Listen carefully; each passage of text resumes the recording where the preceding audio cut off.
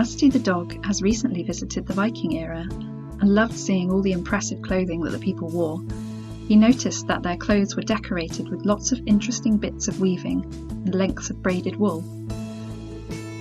In this video, you can see one of the techniques that the Viking people would have used to create lengths of braid from wool. This first style is called Lucet Braiding or weaving, and it uses a lucet tool and a single length of wool. The wool is wrapped in a figure 8 around the 2 prongs of the tool, which is then turned over. One of the wool loops is then taken up to loop over the top of the prong before turning the lucet tool over again. In this way, a continuous set of loops is formed, and a square-shaped braid gradually forms. Lucet tools would have originally been carved from wood. Modern versions in wood or plastic can be purchased, or here you can see one made from the V of a tree branch. Another fun and simple style of braiding is one that uses a disc, with 8 notches around the edge and 7 strands of wool. You can find step-by-step instructions for this technique by heading to the Rusty's Adventures page on the Western Museum website. To make a braid, take 7 strands of wool and knot them together at one end. Then thread the strands through the hole in the middle of your disc.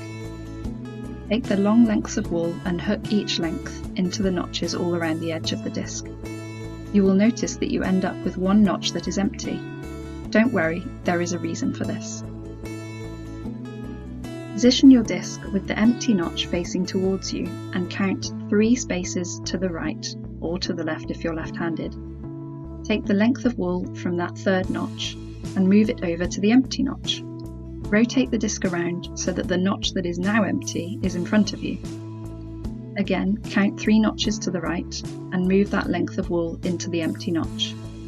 Keep repeating this step over and over, and a length of braid will gradually begin to form through the hole in the centre of the disc.